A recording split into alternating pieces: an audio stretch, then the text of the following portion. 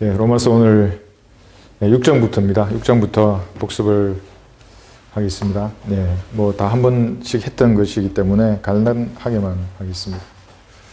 제가 성경 공부를 준비하면서 뉴스를 좀 검색해 보니까 우리가 기다리는 휴구의 때, 이때가 얼마나 남았는가, 뭐 여러 가지 것으로 저희들이 확인할 수가 있습니다. 그럼 뭐 한참 이슈가 되는 베리칩, 여러분 다 아시죠? 지금은 이름이 베리칩인데 다른 형태로 이 칩이 만들어질 수 있습니다.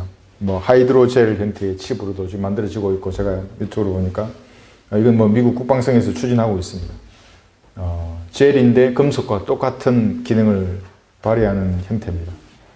지금은 저희가 5G를 쓰고 있는데 잠시 후면 이제 6G를 쓰게 됩니다. 이거 10년 이내에 뭐 상용화하려고 지금 하고 있는데, 6G가 되면 이 속도가 5G보다 5배가 더 빠르고 수중을 통과해 버립니다. 전파가 수중을 통과합니다. 바닷속도 통과하고 물속도 통과하고, 그만큼 전달 속도가 빠르겠죠. 근데 중요한 건 뭐냐면 그 칩이 우리 인체에 이식이 되면, 우리 몸이 물입니다. 물. 성경에도 우리를 물이라고 하지만 수분이 70% 이상이지 않습니까? 우리 이제 인체와도 통신이 되는 겁니다. 그 칩을 식별하게 이제 인체에 삽입하게 되면, 그러면 이제 그 통신이라는 것이 뭐 결제를 한다거나, 그 다음에 위치를 추적한다거나, 실제적인 대화를 한다거나, 모든 것을 알 수 있습니다. 중앙에서. 그런 완벽한 통제 사회입니다. 적그리스도의 왕국이라는 것이 다가오는 것을 봅니다. UN 본부에서는 2016년도 5월에 어젠다 ID 2020을 개를 했습니다. 이게 뭐냐면 2030년까지, 그러니까 앞으로 10년이죠. 그 이내까지 전 세계 모든 사람들에게 디지털 신원이 제공하는 이러한 칩에 모든 지구인들에게 삽입한 이러한 계획입니다. 이 계획에 빌 게이츠 재단하고 록펠러 재단, 두 개의 재단이 참가해 있습니다. 지금 블록체인 여러분 아시죠? 이 기술을 이용해서 그렇게 만들려고 하고 있습니다. 유엔 차원에서.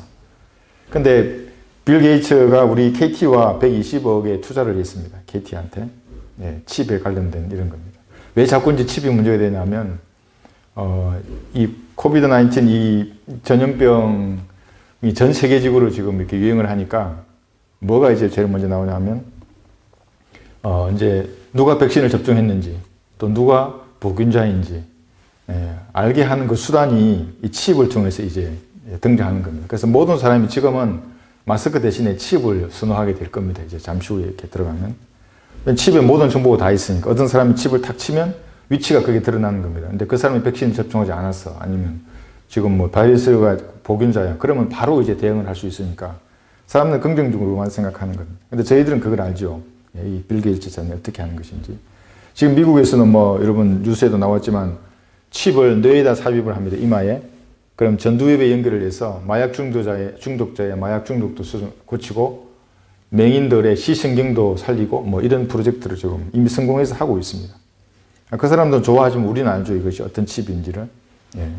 만약에 여기서 베리칩을 거부하게 되면 자기 신분 확인이 안 되는 겁니다. 신분증도 없는 것이고 은행과의 아무 일도 하지 못하고 신용불량자가 되는 것이죠.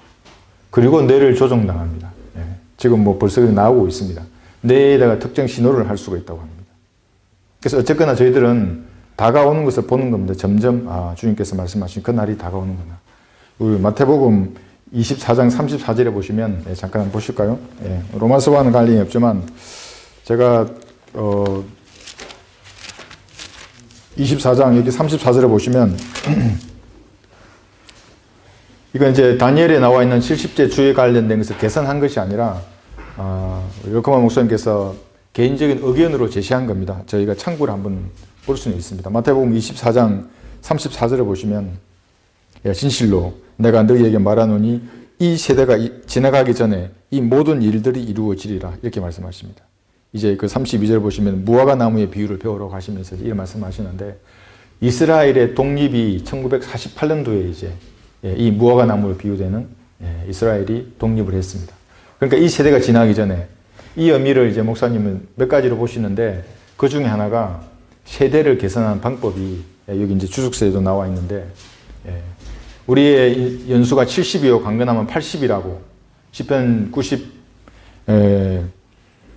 92편, 90편, 여기 10절에 보시면 우리의 연수가 70이요, 강건하면 80이라고 계산을 하면 1948년도로부터 그러면 2018년도에서 28년도가 됩니다. 2028년도. 그럼 거기서 7년을 빼면 2021년도가 되죠. 물론 이제 우리 달리기 정확하다면. 그리고 이제 대환란의 기간이 단축되니까 21년이나 22년, 3년이 될 수도 있겠죠. 그렇게 계산하면 그렇다는 것입니다. 개인적인 생각입니다. 이건 성경적인 교리가 아니고. 그 다음에 우리의 세대를 창세기 15장에 따라 계산하면 이제 100년으로 계산하면 2048년도 이내에 주님 오실 수 있다는 것이고, 마지막 세 번째가 1948년도에 태어난 유대인들, 그 유대인이 죽기 전에 구원받은 유대인일 수도 있고 구원받지 않은 유대인일 수도 있지만, 그 제가 유대인의 평균 수명을 보니까 78세에서 80세 정도 됩니다. 그럼 2028년입니다.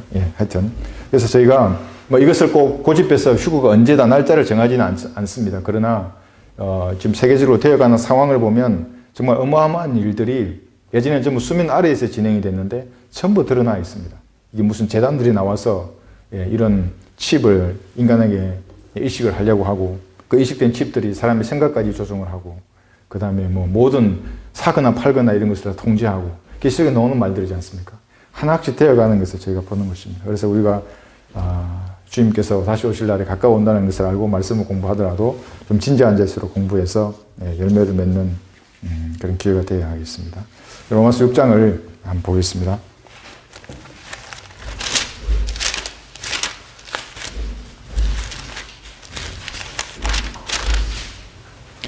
로마서 6장은 제가 여기서 한번 우리가 꼭 짚고 넘어가야 할 구절을 여기 11절로 선정을 했습니다.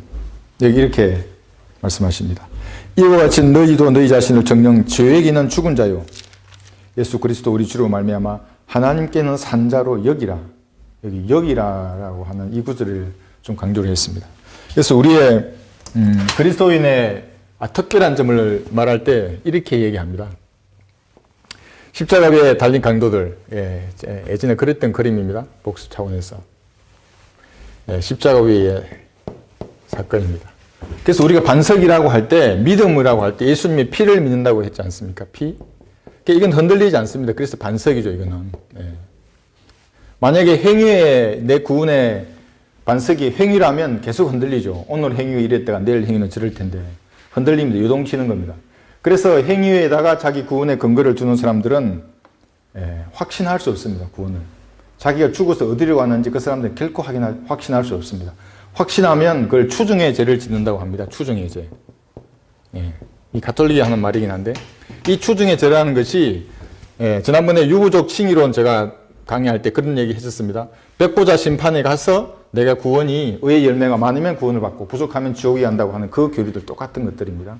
추중의 죄를 짓는다고 하는 것이고, 유보족 칭의론과 같은 이런 이단적인 교리가 이게 나오는 겁니다. 이게 전부 다 행위에다가 자기 구원의 근거를 두는 사람들입니다. 그런데 우리는 예수 그리스도의 피를 믿는 그 믿음으로 의롭게 되고 구원받는다고 하는 이게 성경적인 믿음입니다. 지금 교회 시대에는.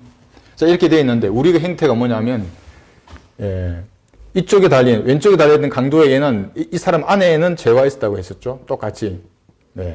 마찬가지입니다. 끝까지 예수님을 거부한 이 사람도 똑같이 안에는 죄가 있습니다. 이 사람 몸 안에는 마찬가지로. 이런 똑같은 육신입니다. 그러니까 세상 사람들 우리 육신을 볼 때는 그렇게 보지만 문제는 이 위에 있는 죄. 이 사람 위에 있는 죄가 문제입니다. 우리는 예수님의 피로 이 죄가 없어지는 겁니다. 이게 지옥에 보내는 겁니다. 사람이. 그런데 이 사람은 예수님을 그대로 믿지 않았기 때문에 안에도 죄가 있고 위에도 죄가 있는 겁니다. 이게 그래서 이 사람은 죽으면 지옥에 가는 겁니다. 이 사람은 예수님과 함께 낙원에 가는 것이고, 예수님 부활할 때 같이 했죠. 이렇게 올라갔죠. 셋째 하늘로. 그러니까 우리의 상태는 비슷해 보이지만 외양상으로는 완전히 다른 것입니다. 그런데 이제 여기서 지금 이 6장 11절에서 말씀하시는 것은 그러니까 안에 죄가 있지만 죽은 자로, 죄에 대해서는 죽은 자로 여기고 하나님께는 산 자로 여기라는 겁니다. 그러니까 우리는 죽었죠. 예수님 죽으실 때. 교리적으로도 우리의 육신은 십자가에 못 박혀 죽었습니다. 교리적으로. 그런데 살아있지 않습니까? 그러니까 생활을 할 때 실천적인 삶에서도 죽은 것으로 여겨야 한다. 이렇게 말씀하시는 겁니다. 하나님께는 산 자로 여기라. 이 인이라고 했을 때 이 안에 들어가 있는 것이 죄뿐만이 아닙니다. 구원받을 때 우리에게는 이 사람은 좀 다르지만 구원받은 우리에게는 이 이후로 이제 사도행전 2장 이후에 있는 이 인 안에 들어가 있는 것이 뭐냐면 성령께서도 이 사람 몸 안에 들어가 계십니다. 그래서 이제 반복이 되는데 앞에 있는 구절하고 성령께서도 몸 안에 들어가 계시기 때문에 유대인이나 이방인이나 하나님의 교회나 이렇게 구분할 때 성령께서 몸 안에 들어가 계시죠. 이게 교회에 속한 그룹의 사람들은 다릅니다. 이제 이 사람들하고 이쪽 부류에 속한 사람들, 구원받지 않는 죄인들하고 우리는 우리 안에 성령께서 들어와 계시는 것입니다. 그럼에도 불구하고 육신은 여전히 죄를 쏟아냅니다. 여기 누가복음 7장을 보시면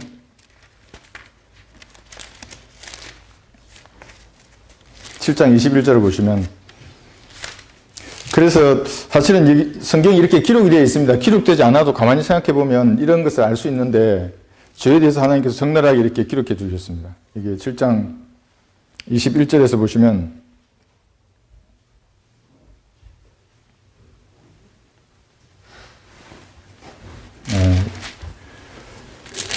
잠깐만요. 제가 구절을 잘못 찾았나요?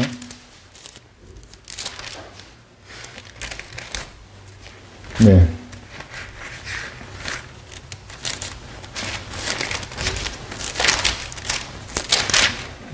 마가복음을 보겠습니다. 마가복음 7장 21절을 보시면 이렇게 구원을 받고 성령께서 우리 몸 안에 들어와 있지만 그러나 우리 육신에는 여전히 죄가 들어와 있습니다. 마가복음 7장 21절에서 보시면 23절까지 이는 속에서 즉 사람들의 마음에서 나오는 것은 악한 생각과 간음과 음행과 살인과 도둑질과 탐욕과 악의와 사기와 방탕과 악한 눈과 하나님을 모독함과 교만과 어리석음이기 때문이니 이런 모든 악한 것은 속에서 나와 그 사람을 더럽히느라고 하시더라. 그러니까 여전히 우리 마음속엔 이런 것들이 나오는 것입니다. 그럼 어떻게 하면 이런 육신의 욕구를 이길 수 있는가? 마찬가지입니다. 여기 인 안에 들어와 있는 성령의 충만함으로 이런 것들을 이길 수 있는 것이나 무슨 계명을 적어놓고 하지 않아야지 한다고 해서 안 해지는 게 아닙니다. 육신의 것들은 가만히 내버려 두어도 사람의 몸속에서 이런 것들이 나오는 것입니다. 여기서 그래서 골로새서 1장 27절을 보시면 신비가 한 가지 있습니다. 찾아보겠습니다. 신비. 골로새서 1장 27절에 골로새서입니다. 그러니까 신비하고 비밀은 다르죠. 지난번 잠깐 했었는데 신비. 성경에는 여기 이제 7가지 신비에 대해서 말씀하시는데 그건 비밀이 아닙니다. 감춰둔 것이 아니라 신비인데 다 펼쳐져 놨는데 어떤 사람은 알아보는 겁니다. 무엇인지 그것이. 근데 어떤 사람은 못 알아봅니다. 그래서 신비라고 합니다. 미스테리입니다. 보시면 하나님께서는 이들에게 이방인들 가운데서 이 신비의 영광의 풍요함이 어떠한지를 알리고자 하셨으니 이 신비는 너희 안에 계신 그리스도시요 곧 영광의 소망이라. 우리 안에 계시는 겁니다. 죄도 있지만 우리 안에 또 우리 안에 있는 게 뭐냐면 성령 하나님께서 그리스도의 영입니다. 성령 하나님께서 우리 안에 들어와 계시는 겁니다. 그러니까 이게 신비입니다. 어떻게 설명합니까? 하나님 우리 몸 안에 들어와 있다는 것을. 그래서 구원받지 않는 사람이 만약에 성령을 받으려고 이렇게 부르러 달라고 하나 뭐 하려고 하다가 실제 성령께서 임하면 어떻게 되겠습니까? 뭐 육신이 터진다고 그래서 그렇게 말하는 것입니다. 감당할 수 없습니다. 어떻게 하나님의 영을 죄인이 감당하겠습니까? 완벽한 의를 전가받지 않는 상태에서는 성령께서 그 사람 안에 들어갈 수도 없는 것입니다. 들어갔다 해도 그 육신이 견디지 못하는 것이고 그러니까 너희 안에 계신 성령, 하나님 영광의 소망이라 이것으로 우리가 육신의 그러한 것들을 이길 수 있는 것입니다. 그래서 이제 이렇게 된 거고 그래서 이렇게 다른 성령께서 들어와 계신 이것을 우리가 지난 시간 배운 대로 교회라고 하고 또 새 가죽 부대라고 있었죠. 새 가죽 부대. 성령의 수술을 받은 아마 다 아실 겁니다. 이제 이 그림은 새 가죽 부대입니다. 이것을 이제 나중에 7장에서는 다른 것을 예화를 드는데 끝 한번 그림으로 설명을 드리겠습니다. 선한 것, 우리 육신 안에 있는 선한 것이 없는데 또 다른 선한 것에 대해서 빌레몬서에서 이렇게 말씀하십니다. 빌레몬서를 한번 보겠습니다. 빌레몬서 여기 1장을 한번 보겠습니다. 빌립보서 1장 여기 6절에 보시면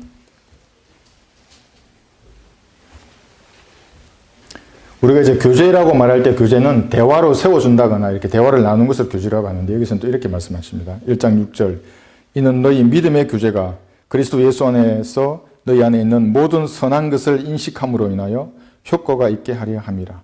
여기 믿음의 교제에 대해서 말씀하십니다. 믿음의 교제. 믿음의 교제는 이제 이 대화를 당연히 포함하고요. 대화에다가 뭐냐면 물질적으로 섬기는 것. 이것을 믿음의 교제라고 합니다. 선한 것에 대해서 말씀하시면서 이 구절을 말하는 것입니다. 그래서 디모데전서 6장 여기 보시면 한번 보겠습니다. 6장 18절에 보시면 뒤쪽으로 넘기시면 예, 디모데전서 6장 18절에서 19절까지 이렇게 말씀하고 있습니다. 선한 것에 대해서 말씀하고 있습니다. 18절 디모데전서 6장입니다. 곧 그들이 선을 행하고 선한 일에 부요하며 기꺼이 나누어주고 아낌없이 베풀므로써 자신들을 위하여 오는 때를 대비한 좋은 기초를 쌓도록 하라. 이는 영원한 생명을 붙들기 위함이라. 여기서 베푼다고 말씀하지 않습니까? 이것이 그리스도는 청지기입니다. 하나님께서 나누어 주신 것을 가지고 있다가 사용하는 청지기입니다. 하나님의 것이죠. 그 자신들을 위하여 오는 때 여기가 그리스도의 심판석입니다. 그래서 우리가 물질적으로 다른 누군가 필요한 지체들에게 섬기지 않습니까? 구원받지 않는 사람들은 아닙니다. 그들은 세상의 지자체 정부가 할 것입니다. 지난번 전화로 누군가 이제 어떤 분이 질문하셨는데 가난한 사람들을 돕는 것은 지자체나 정부의 몫입니다. 교회 내의 지체들, 같은 믿음의 형제요 자매, 그들을 물질로 섬기는 것은 선한 것이고 이건 그리스도의 심판석에서 보상으로 받는 것입니다.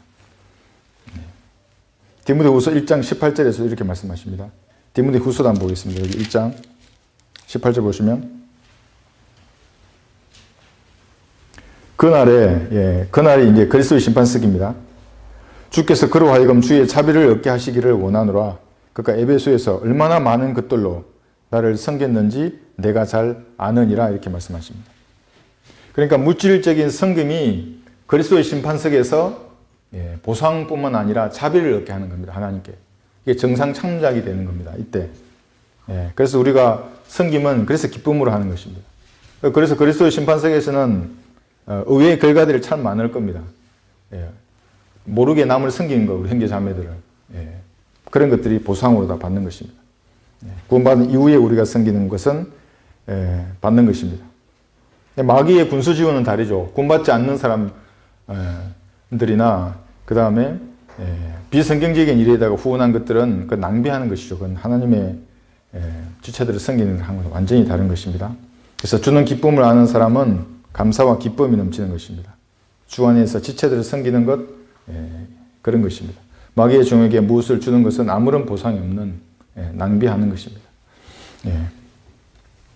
그래서 로마 7장을 이어서 보겠습니다. 7장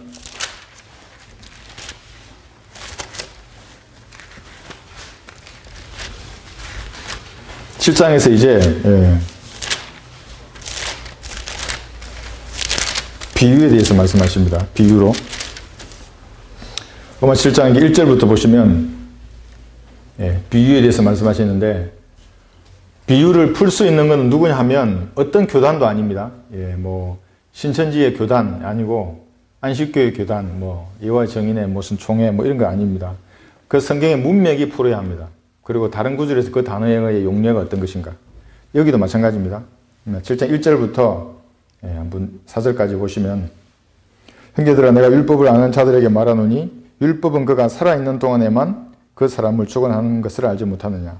남편이 있는 여인은 그 남편이 살아있는 한 그에게 법으로 매여 있으나 남편이 죽으면 그녀는 그 남편의 법에서 벗어나느니라. 죽으면 벗어납니다. 그러므로 남편이 살아있는 동안에 다른 남자와 혼인하면 간음한 여인이라 불리지만 그녀의 남편이 죽으면 그 법에서 해방되므로 다른 남자와 혼인하더라도 간음한 여인이 아니니라. 이게 지금 결혼 생활을 말하는 게 아닙니다. 여기서 비유로 말씀하시는 것은 율법과 어떤 사람에 관한 관계를 지금 이 세 사람의 어떤 여인에 대한 거, 예. 여인이, 예. 남편,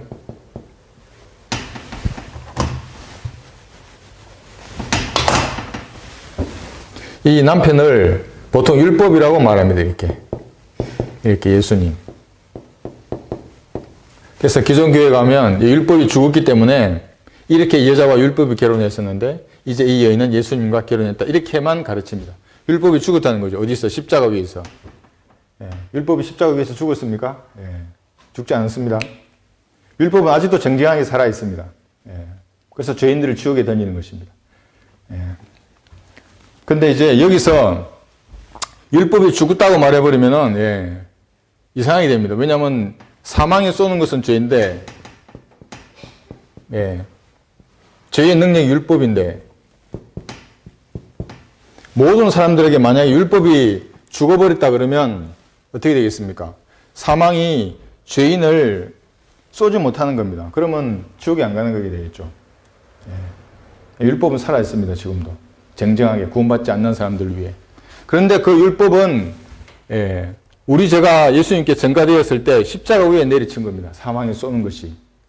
그래서 이것이 첫 번째 심판이라고 할 때 이것이 사망에 쏘는 힘이 이미 십자가에서 다 쏘아버렸기 때문에 이 사실을 마음으로 믿는 사람에게는 그 사람이 설령 죄를 짓는다고 해도 또 쏠 수가 없는 겁니다. 그래서 이게 첫 번째 심판에서 우리 모든 죄가 다 용서되었다는 겁니다. 율법은 아직도 살아있습니다. 율법을 모르는 사람들에게는 양심이 살아있습니다. 양심이 그 사람을 죄인이라고 말하고 심판날에 자기가 지은 양심에 지은 그 죄에 대해서 죄가 그 사람을 찾아내는 것입니다. 그래서 율법은 죽지 않았습니다. 십자가 위에서. 여기서 비유해서 말씀하는 것은 뭐냐면, 예, 이 여인의 남편은 몸이었습니다. 몸. 이건 여인은 혼이고, 예. 혼의 남편이 몸이었던 겁니다. 이렇게. 이 그림 기억하시죠? 그래서 몸이 죄가 지으면 육신이 당연히 죄를 짓죠. 그대로 혼에게 전가되었던 겁니다. 그 죄의 삭시. 그래서 육신은 죽고 혼은 지옥에 갔던 겁니다. 이렇게. 그랬었는데 이 사실을 마음으로 믿으면, 진심으로 믿는 겁니다. 근성으로 일만 번긋하는 것이 아니라, 이것도 자기 의지에 있는 그 마음으로 믿어야 합니다. 이게. 그래서 이것을 하트라고 합니다. 뭐 예수님의 심장 이렇게 말하지 않습니까? 사람들이 정확히 용어를 쓰면 내 마음으로 믿는 겁니다. 내 의지에 있는 그 마음으로. 그러나 그냥 지성에 있는 이 마음, 이 마인드라고 하죠. 이 마음. 지성에 있는 이 마음으로 예수님을 이 사건을 알고만 있다는 것은, 예, 구원받지 못합니다. 아무런 변화가 없습니다. 그 사람의 인생에는. 평생 가더라도. 그냥 교회에 왔다가 무슨 코스를 밟아서, 예, 무슨 뭐 학사나 석사나 박사 학위를 받을 수는 있을 겁니다. 뭐 대학원을 다닌다면. 그런데 영적으로 대화를 해보면 아무런 변화가 없습니다. 하나님께서 역사하신다면. 여기 있는 이 마음으로 믿어야 하는 것입니다. 그렇게 되면 골로새서 여기 2장 11절에 나와 있는 2장 11절에 있는 영적 수술을 받게 되는 겁니다. 영적 수술. 영적 수술을 받아서 이제 혼과 몸이 분리된다고 했죠. 이렇게. 혼과 몸이 분리되는 겁니다. 이렇게. 그러면 이 여인은, 이 혼은 예수님하고 결혼하는 겁니다. 이렇게. 이것이 우리입니다. 이것이 교회고. 이것이 새 가족 부대입니다. 이렇게 된 사람이 성령님을 그 몸 안에 가지고 있는 겁니다. 한 영이 된 사람. 예수님과 합해진 한 영인 사람. 그 나머지는 전부 낡은 가족 부대입니다. 낡은 가족 부대. 이 사람들. 낡은 가족 부대입니다. 성령이 없습니다. 이 사람은. 그러나 겉으로 보기에는 똑같죠. 우리도 육신적인 죄가 있고 얘들도 죄가 있습니다. 그런데 이 사람들 죄를 자기 지옥에 보내는 그 죄는 우리는 예수님의 피로 다 씻겠는데 이 사람은 씻겨지지 않은 것이죠. 죄를 용서받지 못한 사람들. 지금 로마서 7장은 그 얘기를 하는 것입니다. 남편과 여인과, 예, 율법의 관계를 말하면서 우리는 이런, 예, 관계가 됐다라고 지금 말을 하시는 겁니다. 이제 쭉 읽어보시면 여기 4절 한 번 더 보시면 나의 형제들아 이런 연유로 너희도 그리스도의 몸, 이게 희생 제물된 그 몸입니다. 몸으로 인하여 율법에는 죽었나니, 율법이 죽은 게 아니라 율법에는 죽었나니 이는 너희로 다른 사람 즉 죽은 자들로부터 일으켜주신 그와, 예수님 부활하셨죠. 이렇게 일으켜주신 그와 혼인하게 하려는 것이요 그래야 우리로 하나님께 열매를 맺게 하려는 것이라. 이렇게 된 예수님을 영접하면 예수님과 혼인하게 되는 거죠. 이렇게 그리하여 이제 이렇게 되면 열매를 맺게 됩니다. 반드시 열매를 맺습니다. 어디 도망갈 수 없습니다. 물론 죄를 단절하고 열매를 맺는 기간이 오래 걸릴 수도 있습니다. 어떤 사람은 5년, 10년 걸릴 수도 있습니다. 그런데 반드시 열매를 맺게 되어 있습니다. 왜냐하면 그 안에 예수님 뿌리가 들어있기 때문에 그렇습니다. 이제 뿌리가 났기 때문에 싹이 나고 돋아서 위로 올라와서 열매를 맺게 되는 것입니다.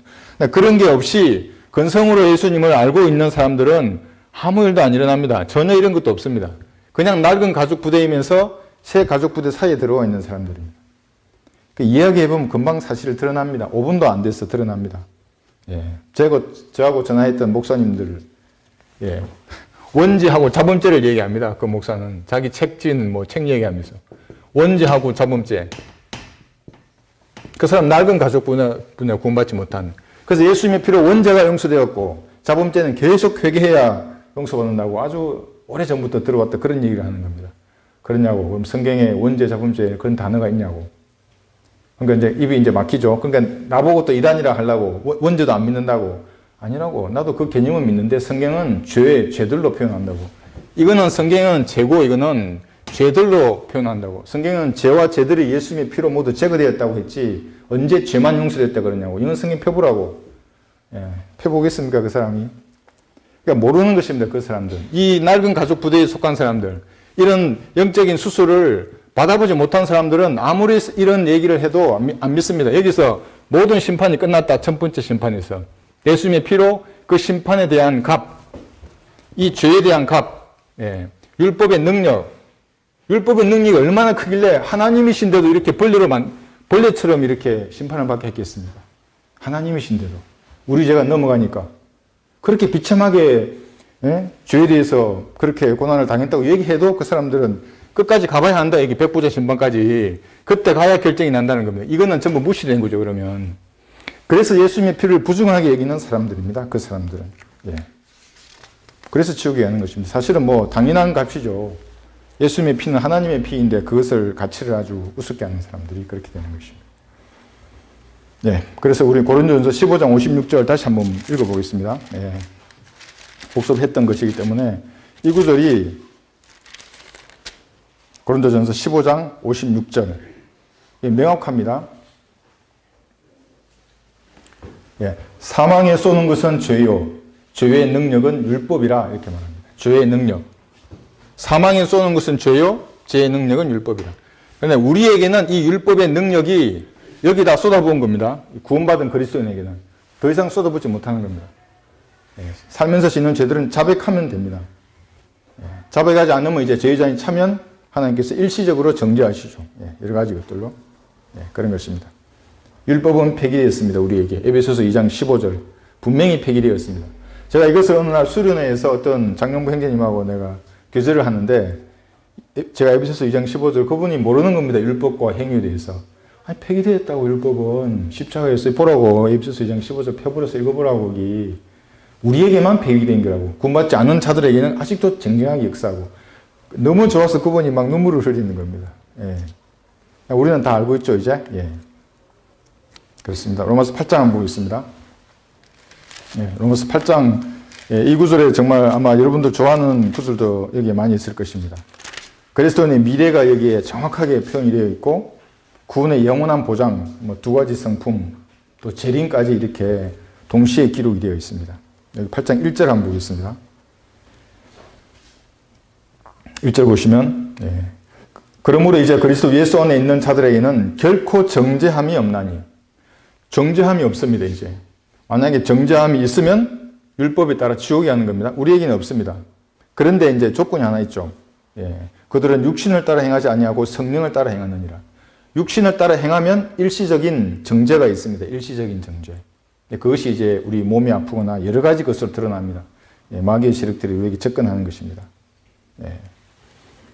이는 그리스도 예수 안에 있는 생명의 성령의 법이 죄와 사망의 법에서 나를 해방시켰기 때문이라.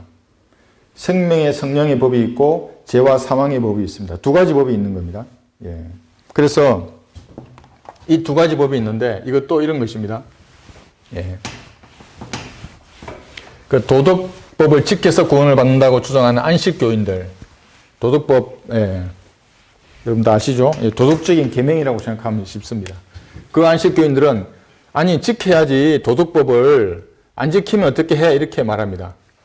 저 어떤 사람이 저에게 십계명도 지켜야 한다고 말하는 사람도 제가 봤습니다. 실제로 성경들을 믿는 분들 중에 지금 생각이 바뀌시는지 모르겠는데 계명을 지켜야 한다 말하는 겁니다. 아 그런가? 제가 성도들과 말하려다가 해서 말했죠. 여러분 잘 생각해 보시면 여기 영의 이게 세상 죄인들의 수준인데 당연히 더 수준이 높아야지 도덕법을 지켜서 십계명을 지켜서 왜 그렇게 하느냐 이렇게 말하는 겁니다. 아닙니다. 생명의 성령의 법의 수준은 훨씬 높습니다. 이게 이 도덕적인 수준이 왜 높냐 하면 율법은 행위로 따집니다. OX를 너 율법 지켰어 안 지켰어? 간음해서 안 했어? 간음해서 안 했어? 하면 율법을 어긴 거죠. 그런데 이 생명의 성령의 법은 간음한 게 아니라 간음할 생각을 하면 그때부터 죄입니다. 성령께서 계속 지적합니다. 그 죄에 대해서. 탐심도 마찬가지입니다. 뭘 도둑질을 해야 도둑이 아니고 저걸 내가 도둑질을 해야지 죄를 속여야지 마음을 먹는 순간에 기도부터 탁 막혀버립니다. 더 이상 안 됩니다. 하나님과 진지하게 교제하는 그리스도인이면 진짜 이 사실을 믿어서 이 안에인 성령이 계시는 그 그리스도인들은 율법으로 이런 어떤 행위를 구하는 사람들보다 훨씬 높습니다. 그 수준이. 거리에서 쓰레기도 안 부립니다. 침을 뱉거나 그러지도 못합니다. 제가 이거는 20대 초반에 느꼈습니다. 그래서 성경 공부 준비하고 이제 저녁에 우리 동기들 공부한다고 이렇게 쓰레기를 버려서 쓰레기통이 탁 던졌는데 쓰레기통이 안 들어간 겁니다. 쓰레기가. 속에서 뭐라는 줄 아십니까? 쓰레기를 주스라고. 자연스럽게 주셨습니다. 그래도 내 쓰레기를 왜 버려야 하지? 생명의 성령의 법이라는 것은 이 율법주의자들이 결코 따라오지 못합니다. 행위의 결과만 가지고 지켰는가 지키지 않았는가를 논하는 사람들입니다. 그러나 생명의 성령의 법은 그 마음의 의도와 동기부터 따지기 때문에 훨씬 더 높은 수준의 도덕적인 생활을 하는 것입니다. 사실은. 그런데 그들은 계속해서 계명을 지킵니다. 십계명이 뭐 있겠습니까? 수많은 계명들이 있습니다. 그 사람들은. 뭐 어떻게 하자 어떻게 하자. 생명의 성령의 법 가운데 우리는 있는 것입니다. 그럼 어떻게 하면 이 성령의 법의 기준으로 생활하면 어떻게 하면 이걸 높이는가? 그러면 이게 얘들은 계명을 높인다 그랬죠? 우리는 간단합니다. 기도와 말씀과 가면 자동이 성별됩니다. 이 성별이 뭡니까? 이렇게 계명들 말할 필요도 없습니다. 다 멀어지게 됩니다. 왜냐하면 기도와 말씀과 관계 가면 하나님과 같이 거룩해지고 싶은 욕구가 속에서 이렇게 넘쳐나오는 겁니다. 하나님처럼 거룩하게 살고 싶은 그런 욕구들이. 그러면 세상 죄들이 멀리 떨어지게 되어 있습니다. 그것이 바로 지금 이제 1절에서 말씀하시는 생명의 성령의 법.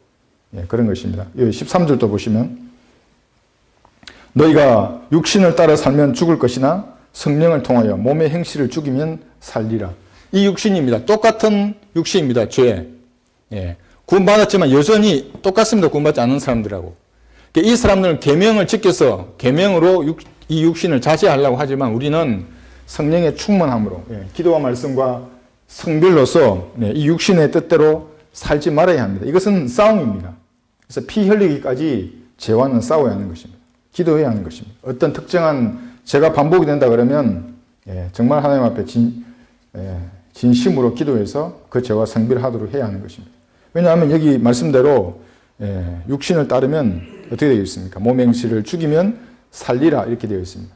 그러니까 그리스도인이 되면 너무나 좋은데 이게 안 좋은 점도 있는 겁니다. 여기에. 잘못하면 먼저 하나님을 갈 수 있습니다. 계속해서 하나님과 싸우면 주님께서 내버려 두시든지 아니면 먼저 데려가시는 것입니다.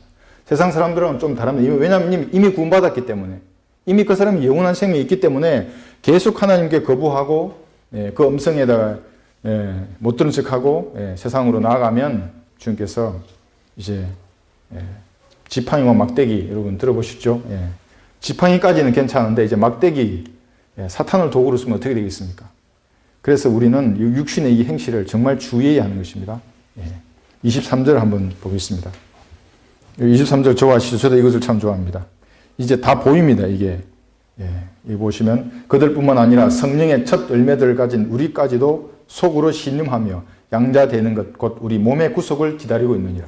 몸의 구속을 기다리는 겁니다. 왜냐하면 아직 이 몸 안에는 죄가 들어있기 때문에 그렇습니다. 위에는 죄가 없지만 우리를 지옥에 보내는 그 죄들은 다 모두 제거되었지만 안에 죄가 있기 때문에 이 몸의 구속을 기다리고 있는 겁니다. 그래서 이것을 과거에 지난번에 했었죠. 이게 과거에 옵니다. 이게 과거에 어렵게 되었어 나는 이거는 불변입니다. 이거는 반석입니다. 예수님의 피로. 요동하지 않습니다. 이것은. 세상은 요동하죠. 내 믿음도 요동치고. 그러나 구원은 요동치지 않습니다. 왜? 예수님이 반석이기 때문에. 하나님께서 고정해 두셨기 때문에. 지금 현재는 죄의 권능으로부터, 현재는 죄의 권능으로부터 반드시 싸워서 이겨야만 합니다. 죄의 이 파워로부터 싸워 이기지 않으면 지는 것입니다. 물론 지옥은 가지 않죠. 그러나 패배하는 겁니다. 이게. 구원을 받아야 합니다. 이 죄의 능력으로부터. 지옥으로부터 구원받는 게 아니고 현재는 그렇습니다. 그 미래에는 이겁니다. 미래에는 우리 몸까지도 구속이 되는 겁니다. 그럼 죄가 없어집니다. 미래에는 우리 안에 있던 이 죄들이. 그것이 몸의 구속입니다. 예수님, 부활하신 예수님과 똑같은 몸. 그 몸의 구속을 기다리고 있느니라. 어떻게 간절하게. 아까 누가 마가복음 7장에 나와 있는 그 죄들이 우리 몸 안에 있다는 것을 알기 때문에 너무나 이 비참한 몸을 다 치고 가는 것입니다. 그래 그리스도인들은 관을 하나씩 메고 간다고 하지 않습니까? 관. 그 관 속에 육신이 들어있는 겁니다. 튀어나오게 해서는 안 되는 것입니다. 관 속에 집어넣고 못질을 딱 하는 겁니다. 이렇게 딱 하고 나오지 못하게. 나오면 다시 집어넣고 못질을 하고. 그렇게 살아야 하는 것입니다. 여기 그래서 우리 육신은 연약한 것입니다. 그래서 인내하고 기다리면서 기도하는 것입니다. 그러면 성령께서 무엇을 어떻게 기도할지 우리에게 가르쳐 주셔서 이 싸움에서 이기게 하는 것입니다. 여기 27절 보시면 8장 27절 보시면 마음을 살피시는 분이 성령의 생각이 무엇인지 아시나니 이는 그분이 하나님의 뜻대로 성도들을 위하여 중보하시기 때문이다. 그래서 이 육신과의 싸움뿐만 아니라 모든 기도 제목도 마찬가지입니다. 우리의 소원이 있으면 어떻게 하나님 앞에 어떤 단어로 무엇을 말해야 할지 잘 모를 때 성령께서 우리를 위해서 친히 중보하십니다. 그리고 어떨 때는 기도할 수 있게 이 단어나 용어들을 떠오르게 해주십니다. 그럼 그것을 우리가 기도할 수 있습니다. 이것이 그리스도인의 특권입니다. 성령께서 우리 안에 계시기 때문에 지도해 주십니다. 기도도 어떻게 할 것인지. 그러면 어떨 때는 그냥 눈을 감고 성령님이 임재한으로 들어가시면 됩니다. 어떨 때 너무 억울하고 너무 해야 할 일이 많을 때는 사실 저도 무슨 말을 해야 될지 모를 때가 있습니다. 그냥 떨기만 하고 있습니다. 그러면 이제 잠시 이런 태풍이 지나가면 하나님께서 말씀해 주십니다. 어떻게 기도하라고. 방언으로 기도하는 건 아닙니다. 전부 마귀들입니다. 방이들. 다음에 제가 방언에 한번 대해서 말씀드리겠지만 한국어로 정연하게 주님 앞에 얘기하는 것입니다. 이생의 염려나 근심이나 우리를 파도처럼 삼키려고 하는 그런 것들에 대해서는 그렇게 해서 다 떨쳐버려야 하는 것입니다.